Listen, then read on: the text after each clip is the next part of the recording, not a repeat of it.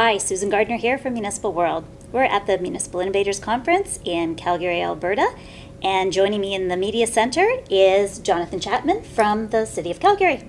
Welcome. Hello. Thank you. Jonathan is a transportation planner by trade. What's your official title here at Calgary? I'm the programs coordinator in Livable Streets, which is a group of out in transportation planning. We deal with the pedestrian strategy, the cycling strategy, community traffic calming, and placemaking. And so we've hands in a lot of pies, but it's all of the things that make city life great from a transportation standpoint. Okay, so you just did a presentation here at the conference on measuring placemaking using Dell Institute metrics. That's right. What are Dell Institute metrics? They're a series of tools that the Gale Institute has developed following up on research from their founder, which look at how people behave in space rather than looking at how many cars move through an intersection or how much delay a bus might face.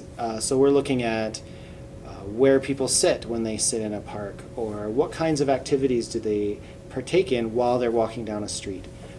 So looking at those aspects of life that people live, but that we don't measure by just counting the numbers. So it's an arsenal of tools that are available to anyone to use, and we're just starting to learn how to use them here at the city. So why did Calgary start down this path with these tools? Well, originally it started with work around the Green Line, which is a new LRT line that the city is building. We had a sense that we wanted those stations that were coming up to be community hubs. And so we wanted to start to understand better how to design transit stations so that they could function that way, so that they have that other purpose. And so we started looking for tools that would allow us to assess the existing stations and see which ones were working well and which ones weren't, and what features those stations had that we could start to replicate. So the tools suggested themselves as a way to approach that. And we've done some various pop-up events at Sunalta Station and at Westbrook Station to observe the impacts of those. So if you put out some art objects, cafe tables and chairs, some games for kids, does that change people's behavior in that space? Does it encourage negative behaviors? Does it encourage positive behaviors? The whole gamut, and we kind of experimenting with that with things that we can then pick up and remove, and it goes back to its natural state.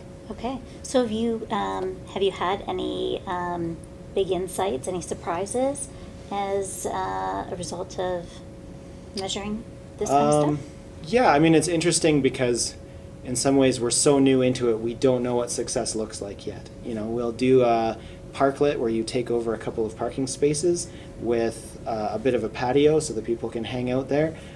We see 2 or 3 people using it, snapshots across the course of the day. Is that enough people, or is the 2 parking spaces more valuable? Well, we at least when we do that and we get people looking at that space differently, we can have that conversation. We couldn't even have it before, but we don't yet know, was that parklet perfectly located, or if we moved it half a block down, would twice as many people use it? So we're still learning, but these tools are giving us a way to at least record our learnings and be able to compare them over time, or compare one location to another. So is there anything with respect to maybe other communities that are using the tools, anything that you can use to benchmark your results against, or anything like that? We've looked at that a bit. It's really interesting because every location has its own context, and so in some ways it's very tempting to study it with tools that really speak to that context. On the other end of the spectrum, you want things that are kind of repeatable, that you can do in lots of locations. So when we customize those tools, we have to know that we're walking away from being able to compare them to other locations. And we're still figuring that out. One of the other things is that we've been working with citizens to do that. So citizen science is a general term, but using these metrics specifically, they're very straightforward tools. And so they become part of the engagement story as well. We wanted to look at a street that we're is one of our main streets. We got a group of junior high classes to run these tools themselves up and down the street and assess that space from the perspective of those junior high kids, to help us understand better what they see in the space, what their ambitions are for the space. And so them going and looking and doing that became the way for us to get into that conversation with them. We also had a similar experience early on. We had we had Doug Morgan, who's the senior leader in transit, come out and do these metrics on a station, and helping him understand both what we were trying to do in terms of making these places, but also helping him see his own facilities in a totally different way. Right. And so those moments, not just the numbers themselves, but the act of collecting them is very powerful.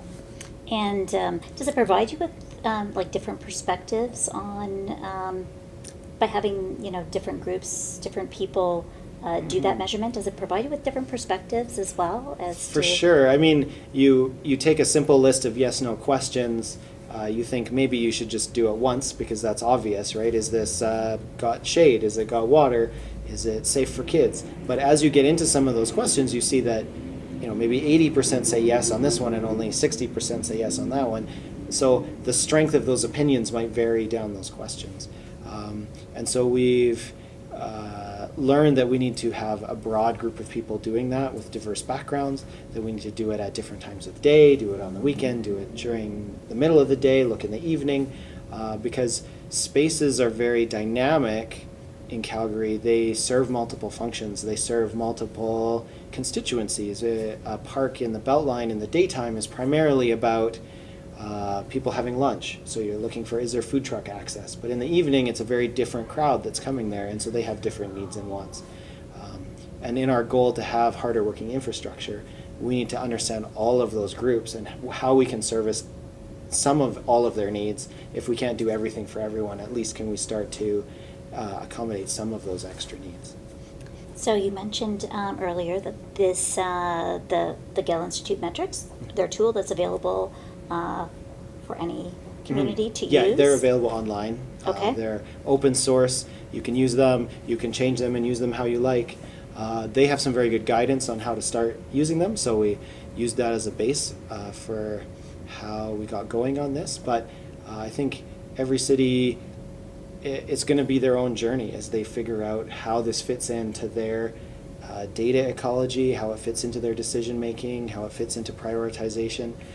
That's going to be different in different places, but the learnings from one to another, especially on how to do it, what success, what trips you up, those are very valuable. So we're trying to continue that conversation with our other innovation colleagues to see what others are doing, what we're doing, and kind of piggyback each other to build this up as robust a science as we spend on travel times or intersection capacity. Okay. Well, thank you so much for coming and chatting with us about that. Thanks for having me. Okay. I'm Susan Gardner from Municipal World. We share your stories.